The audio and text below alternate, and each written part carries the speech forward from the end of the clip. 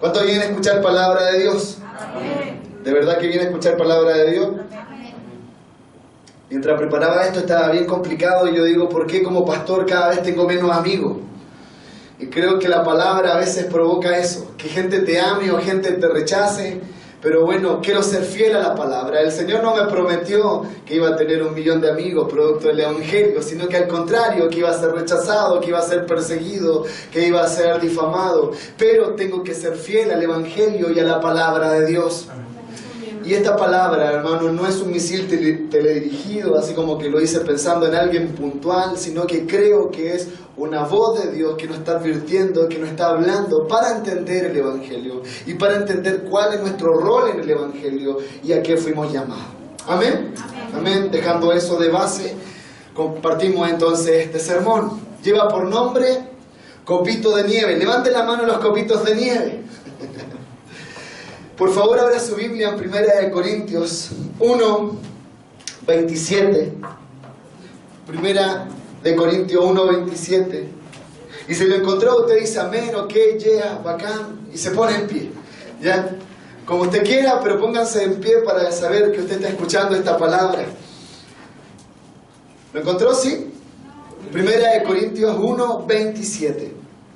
Dice así: sino que lo necio del mundo escogió Dios para avergonzar a los sabios, y lo débil del mundo escogió Dios para avergonzar a lo fuerte, y lo vil del mundo y lo menospreciado escogió Dios, y lo que no es, para deshacer lo que es. Señor, háblanos en el día de hoy. Señor, esperamos, Señor, que tú nos desafíes, que tú nos confrontes, que muestres nuestra realidad, Señor. Y lo que tú nos quieres decir a través de tu palabra, quiero ser fiel a ella, Señor. Y que tú brilles aquí, Señor, que solamente yo sea un instrumento. No para lucirme, Señor, sino para poder exponer tu palabra, Señor. Glorifícate tú. En el nombre del Padre, del Hijo y del Espíritu Santo. Amén. Y amén. Tome asiento, por favor. Yo no sé si usted alguna vez ha escuchado este concepto de la generación de los copitos de nieve. ¿La ha escuchado? ¿Sí? ¿No? Primera vez para mí también, es un término nuevo y lo conocí de verdad hace como 2 semanas. Y cuando conozco este título, este nombre, esta generación, voló mi cabeza y me hizo mucho sentido la palabra de Dios, más que el concepto de generación copito de nieve. ¿Ya? No sé si conocen la generación copito de nieve. Hoy día la va a conocer. Tiene que ver mucho con los millennials. ¿Ya? Vamos a partir entonces explicando qué es la generación copitos de nieve. Bueno, la generación copito de nieve tiene que ver con aquellos que se sienten únicos, hermosos y frágiles. Así que si tú eres uno de ellos, bienvenido al club. Claire Fox dice lo siguiente: esta generación se diferencia de todas las demás en su inestabilidad emocional, su susceptibilidad y su escasa resiliencia. ¿Alguien sabe qué es lo que significa resiliencia? Le voy a explicar. Bueno, la resiliencia es la capacidad que tiene una persona para superar circunstancias traumáticas, momentos difíciles, como la muerte, como un problema, como una prueba, como una dificultad, como un accidente. Esa es la resiliencia, la capacidad de poder enfrentar los conflictos, no como un problema, sino como una oportunidad. Eso suena un poco metafísico, ¿verdad? Pero bueno, veamos lo que dice la palabra de Dios más adelante. La palabra copo de nieve se elige por su originalidad, ya que los copos de nieve son únicos en su especie. No sé si usted ha podido ver cómo son los copos de nieve. Son hermosos, de verdad. Cómo tienen esa estructura y ni uno es igual a otro.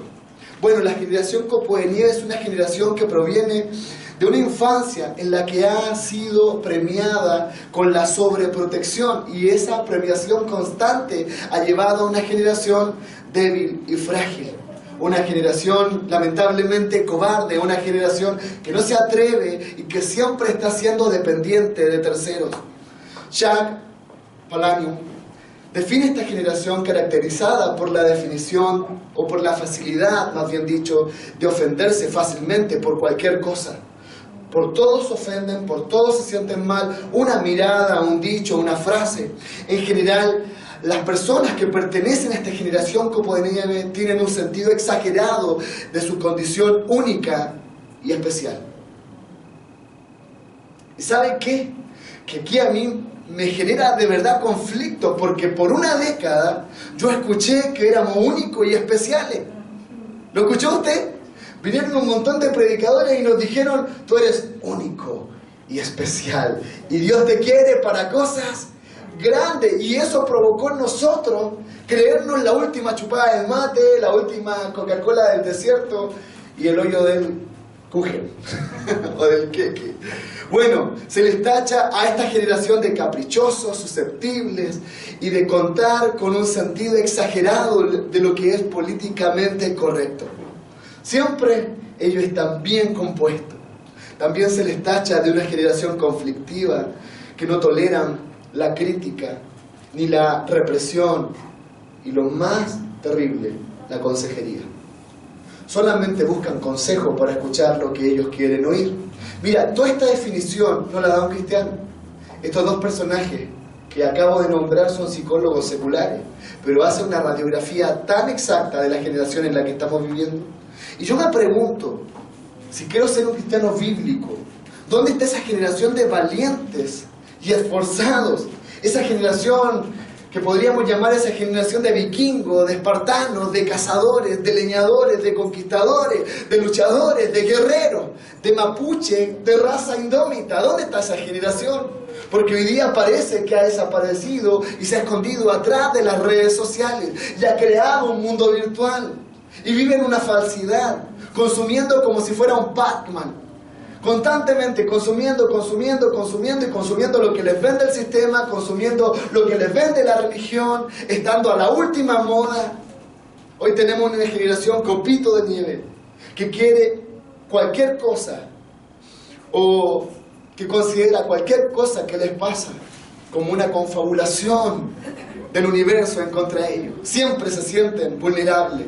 Viven culpando al pasado, viven culpando a terceros, viven culpando a sus padres, viven culpando a sus profesores, pero ellos nunca hacen un mea culpa. Ellos nunca se analizan y dicen: hey, yo pequé, yo soy el culpable.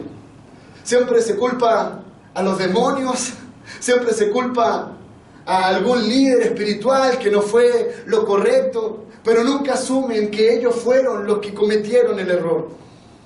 Se ofenden hasta porque los mira, son intransigentes, siempre están mirando el vaso medio vacío.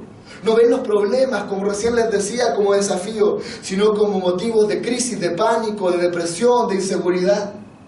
Y lamentablemente, para la psicología y para la psiquiatría este es un gran negocio.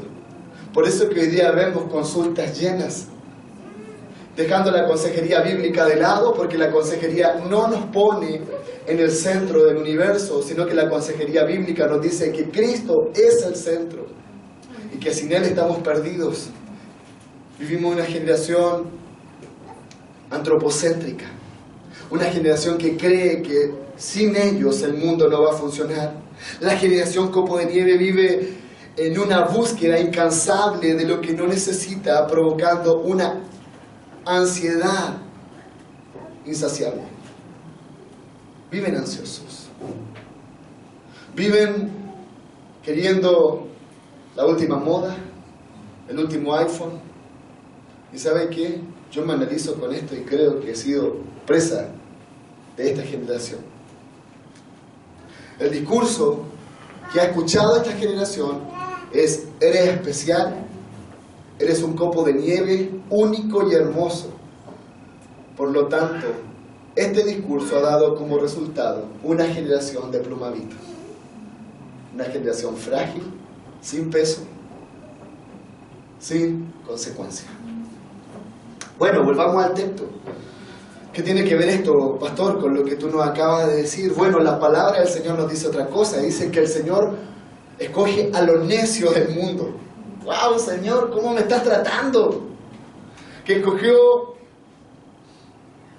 a lo débil, a lo vil, a lo menospreciado, Y esto es totalmente contrario al discurso que hemos venido escuchando por años, que tú eres el campeón, que tú eres el mejor, que tú eres el ganador y que sin ti Dios no va a poder hacer la obra. ¡Ey! Dios es soberano.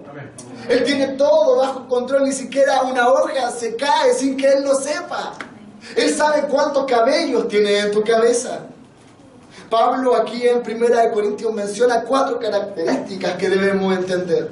Dice que lo necio, lo vil, lo débil y lo menospreciado fue lo que escogió. Él no te escogió porque eras lindo, porque si somos honestos no somos muy lindos. Para mi esposa soy hermoso, gloria a Dios por eso. Pero Él nos escogió y nos llamó. Pero yo pienso, si no tuviera estas características de necio, vil, débil, menospreciado, lo más probable es que Dios no me hubiera llamado. Porque si yo soy fuerte, si yo soy grande, si yo soy poderoso, quiere decir que no necesito a Dios. Le voy a invitar que haga una tarea en la casa y que examine el Sermón del Monte. ¿Quiénes son los bienaventurados? Tarea para la casa, ¿se compromete? Por favor, comuniquémoslo ahí en el WhatsApp. Hoy día tenemos las redes sociales, las podemos usar para la gloria de Dios. Así que por favor ahí compártame qué descubrió de ahí. Bueno, aquí dice la palabra que Dios llama no a los campeones, ni a los mejores, ni los más inteligentes, o a los que tienen un futuro esplendoroso, o a lo mejor del mundo. No. Cuando nosotros leemos la Escritura, nosotros nos damos cuenta que nuestro Señor Jesucristo dijo que el doctor viene a aquellos que están enfermos. Que Él no vino por los sanos. ¿Sabe por qué? Porque un sano, usted va al médico cuando está sano. Rara vez usted va al médico cuando está sano. Y a veces vamos cuando ya lo único que nos queda es una sepultura. Pero por lo general no vamos al médico. Siempre queremos estar bien, siempre queremos estar fuertes. Cuando nosotros espiritualmente estamos sanos, estamos firmes, somos autosuficientes, no nos importan las cosas del Señor. Porque somos campeones, somos los mejores, la estamos pasando bien. Esta es la última noche, así que hay que disfrutarla, comamos y bebamos, que mañana moriremos, vivimos como unos verdaderos villanos. Esta semana hubo una frase que me volvió la cabeza de Warri. Warri estuvo en Chile. Y él dijo que lo que diferencia a un superhéroe de un villano es porque muere. Los superhéroes mueren por causa externa. Los superhéroes mueren por el prójimo. Los superhéroes se entregan por otra persona. Pero los villanos mueren por una causa, pero por su propia causa. Mueren por ellos mismos. Esos son los villanos. Mueren por ellos mismos. Bueno, yo no sé si tú eres héroe o villano, pero creo que el Señor te ama con amor eterno, no importa tu condición. Amén. Amén. Gloria a Dios. Tú a lo mejor me vas a decir, no, yo no era necio. Si usted me conociera, pastor, yo tenía las mejores notas en el colegio, que no es el caso en esta iglesia. Yo era fuerte, yo era poderoso, yo era un chico popular, pero si somos honestos, aún estaba frágil, vacío. Y cuando nadie te veía, llorabas, sufrías. Bueno, vamos a ver qué significan estas palabras que acabamos de leer, según el diccionario que nos puede ayudar. Es hermosa la gramática, amplía nuestra visión de los conceptos. Y vamos a partir por el concepto necio. Necio significa ignorante, imprudente, falto de razón, terco y obstinado. ¿Hay alguien que se identifica con esas cualidades?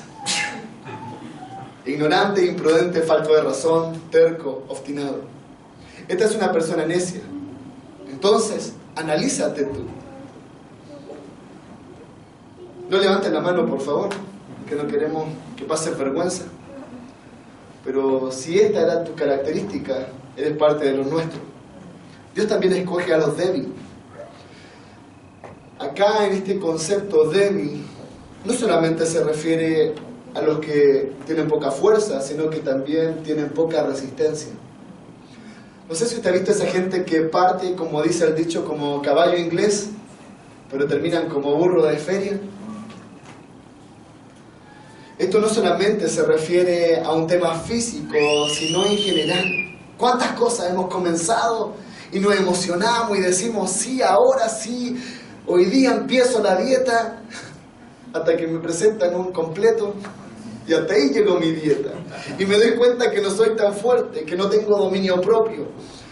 Bueno, también lo débil se refiere a un tema de carácter. Somos débiles de carácter. No conocemos lo que es dominio propio. A la primera tentación nos deslizamos. También se refiere a los débiles, a los que tienen problema con la flojera,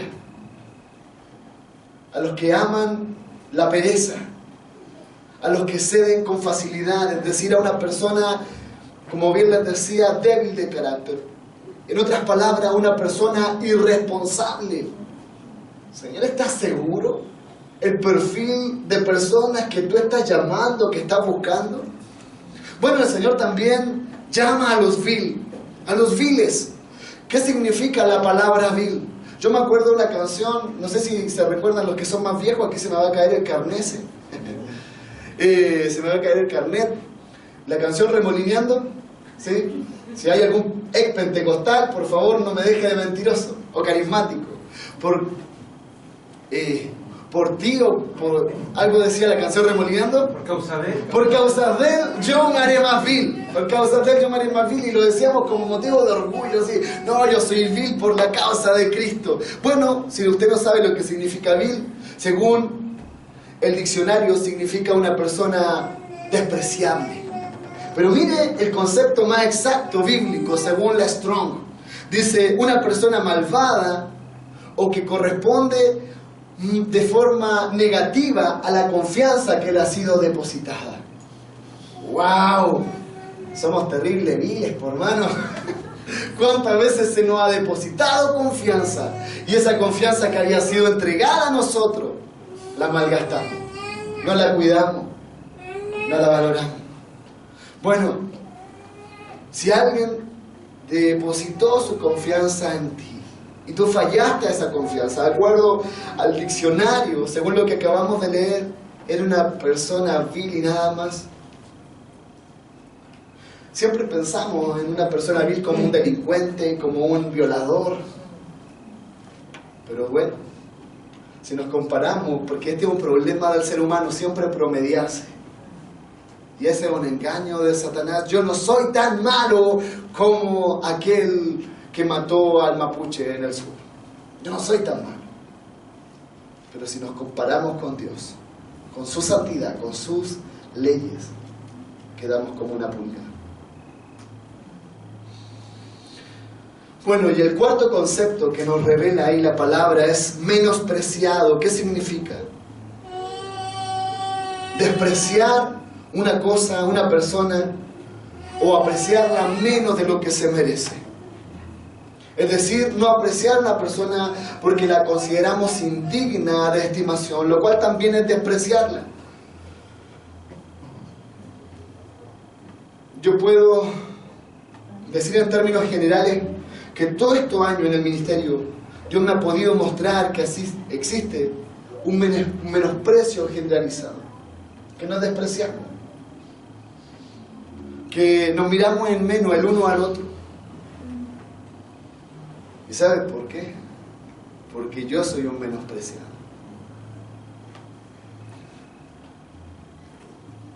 Menosprecio en nuestro hogar hemos sufrido. En algunas ocasiones menosprecio de nuestros padres, en otras ocasiones por nuestros hermanos, menosprecio hacia las autoridades, etcétera, etcétera. Nos vamos a cuestionar si se tenga o no se tenga razón. Existe el menosprecio por ciertas circunstancias y entonces estas circunstancias ocasionan que haya menosprecio en la familia, y hay menosprecio en el trabajo, en la escuela, en la comunidad, en la calle. Pero para el Señor no es problema. El Señor dice, ok, cumples el perfil, cumples a los que yo ando buscando. Nosotros muchas veces, como dice Spurgeon, o como dijo, queremos la iglesia que sea un museo de santos, Queremos que sea un lugar donde todos sean perfectos. Casi una iglesia al estilo Disney. Perfectos, lindos, hermosos. Y vivieron felices y comieron perdices. Pero ¿sabe qué? La iglesia no es eso.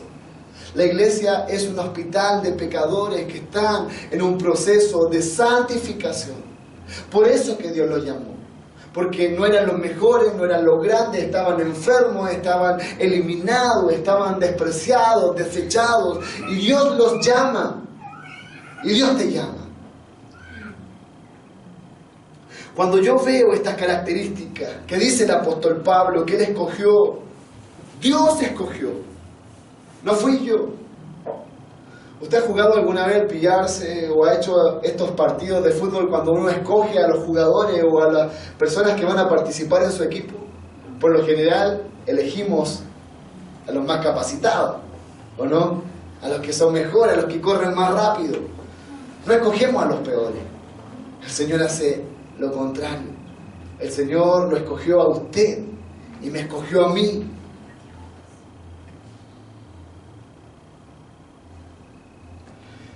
La iglesia del Señor fue fundada con personajes imperfectos. Qué tremendo, hermano. Imagínate. Cuando yo analizo esto, entonces es cuando me doy cuenta por qué actuamos como actuamos.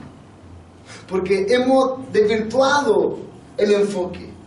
Y creemos que la iglesia está compuesta por miles de copitos de nieve que están luchando por sus propios imperios, que están luchando por sus propias casas, por sus propios sueños, porque se creen los mejores, porque se creen los grandes. Pero el Señor nos dice algo totalmente distinto, que el mayor en el reino de los cielos, ¿quién era? El menor, aquel que vino a servir. Aquel que está dispuesto a ponerse, a ser empático, a amar al otro a pesar de su condición. A veces nosotros queremos actuar humanamente y enviarle la gente al Señor. Quitarle la vida y decir, Señor, llévatelo o te lo mando. Porque ya no lo soporto, Señor. Pero se imagina si el Señor actuara de la misma manera con nosotros. ¿Hace cuánto tiempo ya estaríamos fulminados? Pero yo le quiero decir algo. Todo esto éramos.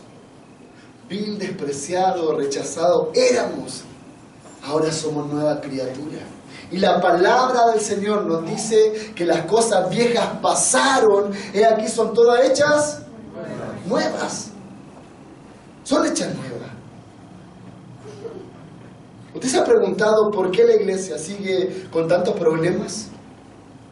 Hablemos de Puerta de Vida, no vamos a mirar otra iglesia. O aquí no ocurren chismes, condenaciones, la alta crítica. ¿Y sabe qué? Que estamos manifestando cuando hacemos eso, nuestro concepto elevado de nosotros mismos. Hablamos mal de otro. Y el perdón queda en el último escalafón. El perdón, la reconciliación, la restauración no es una opción para nosotros. ¿Por qué? Porque nosotros queremos justicia para los demás, pero para nosotros queremos gracia. Nosotros queremos juicio y condenación para los pecadores. ¿Y acaso yo no soy un pecador? ¿Acaso yo no también fallo?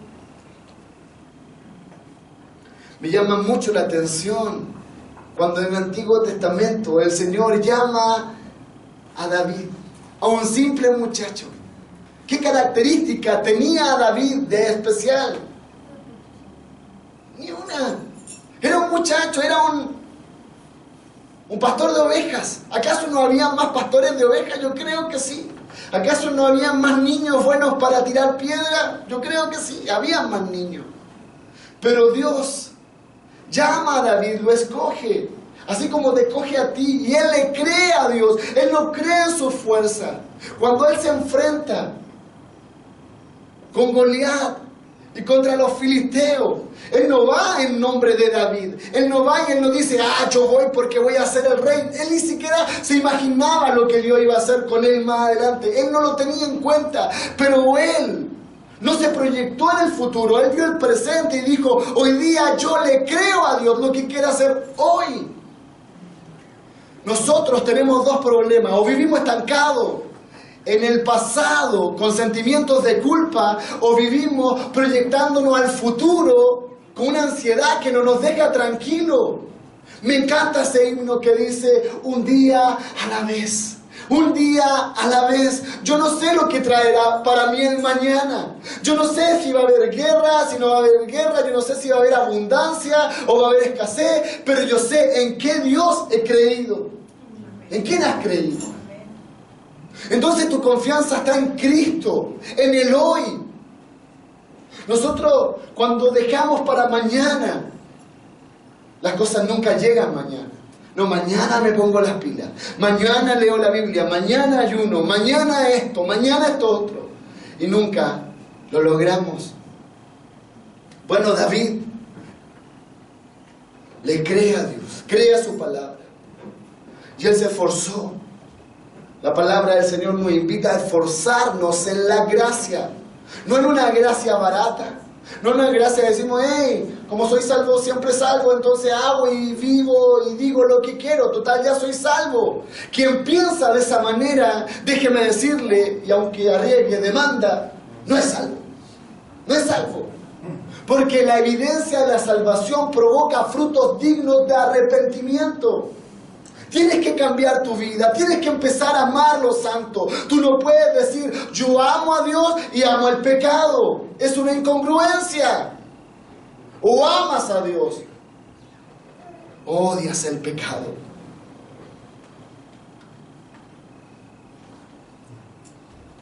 La clave del rey David, en este caso de David, no fueron sus capacidades, no fueron sus fuerzas, porque si fuera por eso, él hubiera tomado la armadura, él hubiera tomado la espada, pero él creyó, no en él, sino en Dios. Nosotros somos tan autosuficientes y decimos, lo voy a lograr, me voy a proyectar, voy a conquistar, porque tengo un campeón adentro, tengo un león que tengo que dejar salir. ¿Sabes que lo que tiene es un perverso hombre, una perversa mujer que necesita ser muerto en la cruz del Calvario? El apóstol Pablo decía, ya no vivo yo, sino que Cristo vive en mí. Porque él no confiaba en él. Usted me dice, no, bueno, Pablo se consideraba él mismo como un abortivo, como el último. David, por la gracia de Dios, por la misericordia de Dios, llegó a ser el rey de Israel. Y aunque cometió pecados que para nuestros ojos son graves, pero él sabía en quién había confiado. Y él llegó a decir, yo sé que mi Redentor vive. Yo sé que nací en pecado y en pecado me concebió mi madre, pero también dijo, yo sé que mi Redentor vive. Él no dijo, yo me voy a levantar de esta circunstancia. Él dijo, yo sé que mi Redentor vive y que del polvo me va a levantar. ¿En quién estás confiando?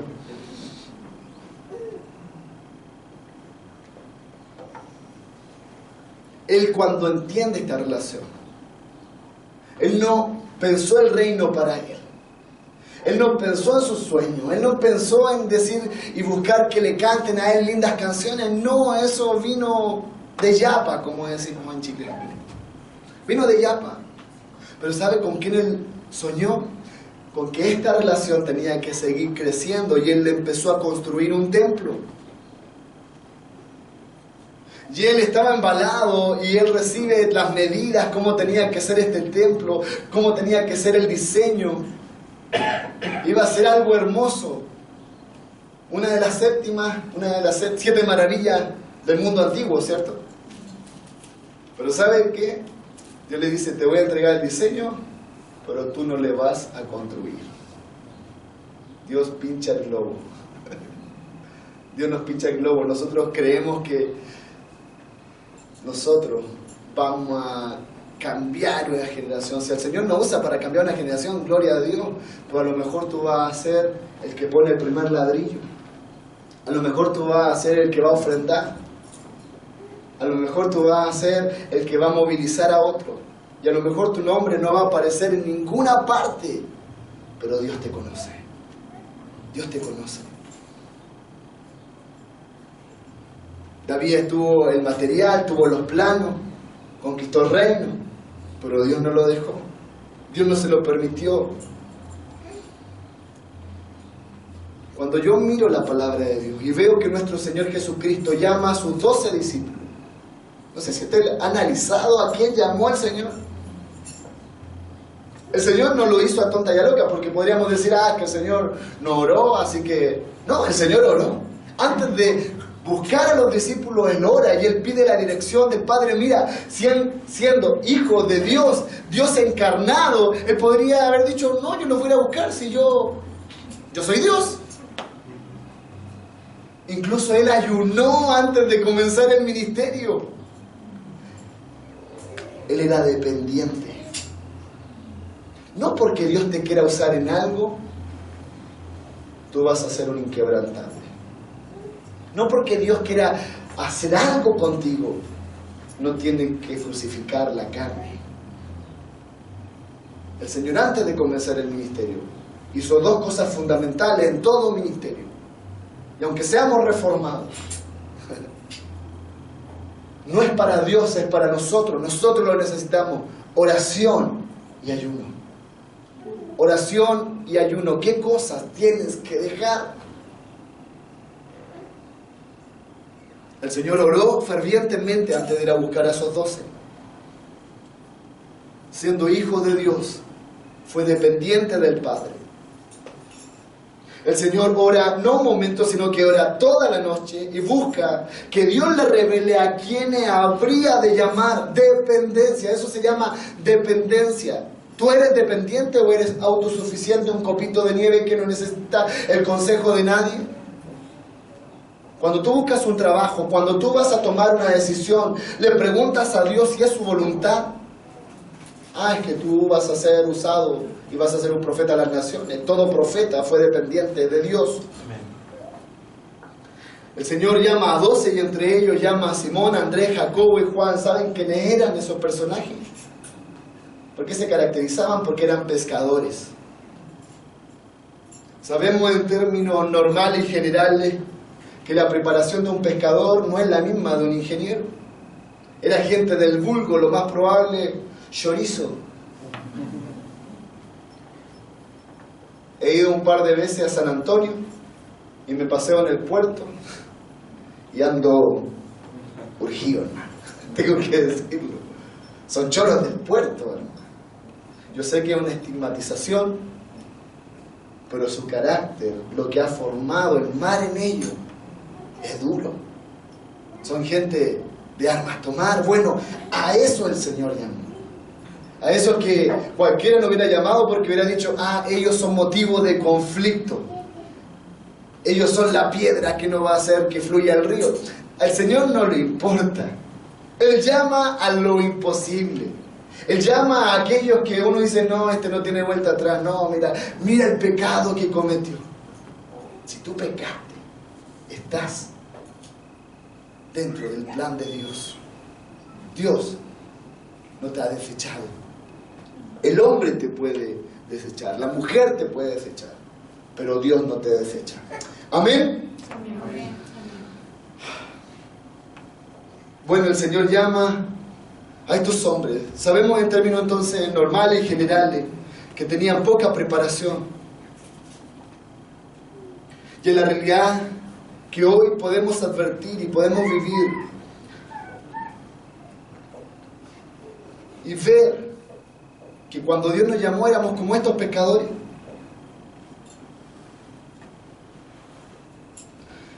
De hecho, cuando leemos los evangelios,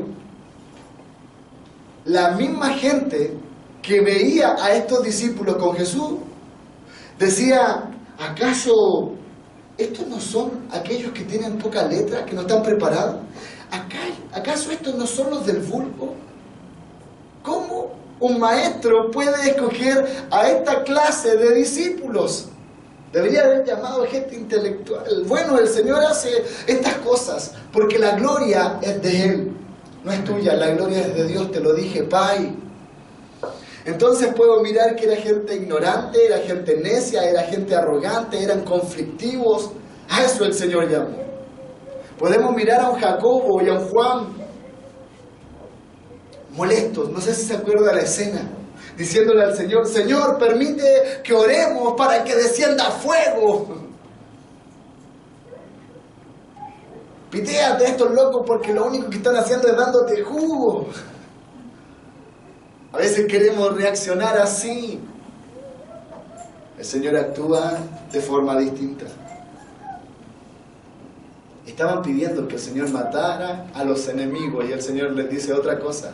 Ama a tu enemigo. ¿Cuántos enemigos tienes tú? El Señor te desafía. Que no termine el año con enemigos, sino con amigos. Bueno, todo eso va revelando el carácter de estos hombres. Podemos mirar a un Simón Pedro que dice al Señor, Señor, que nadie se atreva a tocarte, porque el que se mete contigo se mete conmigo y yo le corto la oreja. Yo le corto la oreja. Se había convertido en un sicario, en otras palabras. Señor, dame la orden y yo cobro la parte.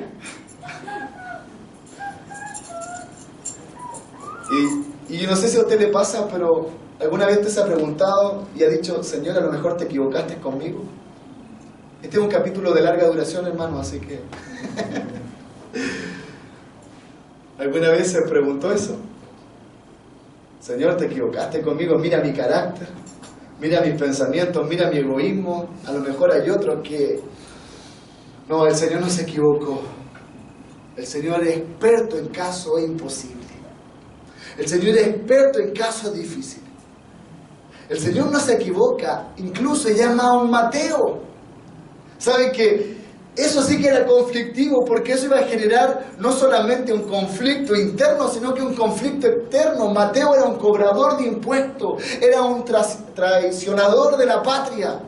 Estaba vendiendo a su propio pueblo hacia los romanos. Aún así el Señor lo llama. Podríamos seguir, hermano, toda la tarde nombrando a los personajes que el Señor llama. Mire el Antiguo Testamento. Mire el Nuevo Testamento, ¿a quién llama? A un Saulo de Tarso, perseguidor, a un Jonás porfiado. ¿Sabe a quién también el Señor llama? Lo llama a usted. Lo llama a usted, tiene planes con usted, planes de bien. El Señor es experto en cambiar circunstancias y Él cambia el día de maldición en bendición. Pero mientras sigamos viviendo la vida como copitos de nieve, el Señor no va a poder hacer la obra en ti. Todo eso éramos. Tomás, un hombre incrédulo, 3 años y medio con el Señor, vio los milagros, vio lo que Él hizo y Él se atreve a decir, si no lo veo, no lo creo. Llevo 22 años en este hermoso camino. ¿Y sabe qué? Más de una vez me he portado como Tomás. Más de una vez me he portado como Pedro. Estos mismos, cuando el Señor fue entregado, le abandonaron, ni uno de esos que dijeron, mi vida pondría por ti, no estuvieron. Aún así el Señor, con sus lazos de amor, el Señor, con su misericordia y gracia, lo atrae nuevamente, porque esta gracia es irresistible. Y déjame decirte que la gracia no depende de ti, la gracia depende del Señor. Él empieza a hacer la obra. Pero dispónete. Porque tú me vas a decir y vas a pensar rápido, si no me dispongo, el Señor no lo va a hacer. No, sí lo va a hacer, pero te va a doler. Te va a doler.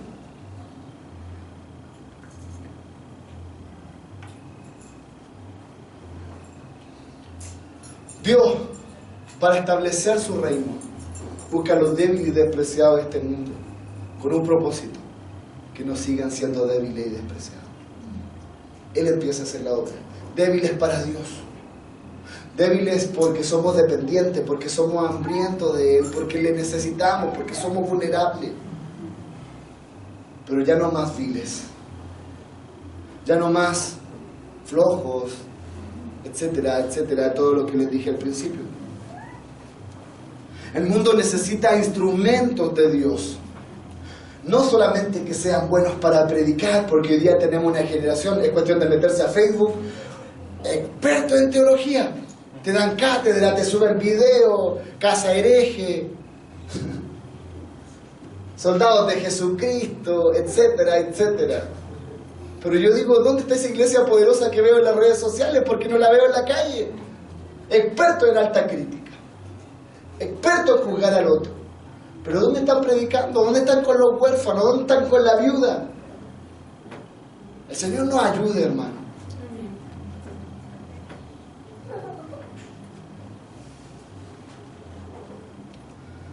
La palabra del Señor nos dice que las cosas viejas pasaron.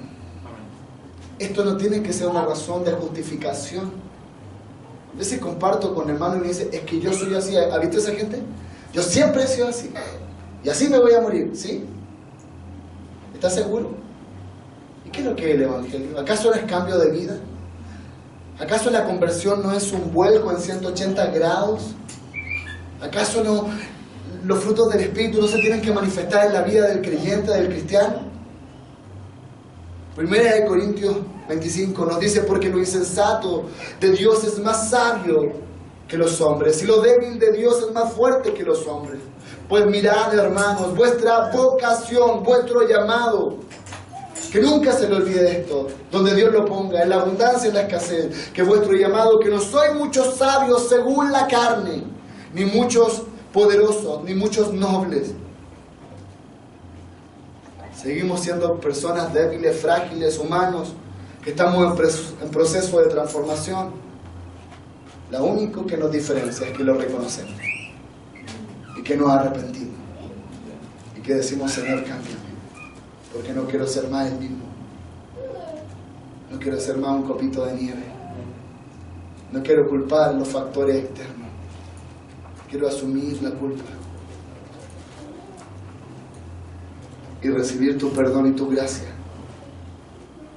Yo no puedo decir soy cristiano y seguir viviendo como vive el mundo. Es imposible. Si tú quieres seguir viviendo de esta manera, estás perdiendo el tiempo. Vas a sufrir, te vas a hacer daño. El apóstol Pablo dice, cosa horrenda es caer en manos de un Dios vivo. Él dice, dura cosa es. Esto es, creo que lo otro no lo dijo el apóstol Pablo. Dura cosa es dar coces contra el aguijón. Dar golpes contra la lanceta. Pégale combo a un clavo, ¿cómo le va a quedar la mano? El único que se va a hacer daño jugando con Dios eres tú. Lo débil del mundo escogió Dios para avergonzar a lo fuerte. Es decir, Dios se va a manifestar en tu vida porque eres débil, pero no para que sigas siendo débil. ¿Entiendes eso? ¿Lo logras entender? A lo mejor eras necio, tomabas malas decisiones, pero ahora con Cristo eres nueva criatura, empieza a tomar decisiones sabias. Antes era un flojo, ahora no puedes seguir siendo flojo. Para todo eso necesitamos comunión con Dios. Hermano, hermana, no seas más un copo de nieve. No te tragues ese cuento. Siempre humilde y sencillo. Siempre dependiente de Dios. Necesitamos a Dios. Más que ayer. Más que el año pasado. Más. No digas ya lo logré. No te victimices. No te victimices. El Señor dice las cosas viejas pasaron, yo no me acuerdo. Pero ahora vive como el digno del Evangelio. Para terminar, quiero decirte lo siguiente. No eres porcelana fina. Eres barro en manos del alfarero. Cuando David se creía el cuento, el Señor traía el olor de la ovejita de donde el Señor lo sacó. Amén. Que Dios le bendiga. Señor Jesús, Gracias por tu palabra. Gracias, Señor. Dios bueno, hoy día usamos este ejemplo, esta metáfora de copos de nieve de una generación débil, frágil, vulnerable, que siempre se está quejando de todo y no se esfuerza ni es valiente. Pero Señor, nosotros con tu ayuda, con tu dependencia, queremos marcar la diferencia, queremos comprometernos contigo, Señor. No quiero ser más uno del montón, Señor. No quiero marcar el paso. Pero reconozco que soy débil, Señor. Reconozco que no puedo solo. Pero quiero decir, Señor, como dijo el apóstol Pablo, Señor, ya no vivo yo, sino que Cristo vive en mí. Y la vida que ahora la vivo en la carne, la vivo en la fe del Hijo de Dios. Señor, reconozco mis errores, reconozco mi debilidad, reconozco incluso mi pecado, me arrepiento, pero quiero tomar tu mano y no soltarla. Diga al débil, fuerte soy, en la sangre de Jesús. Amén.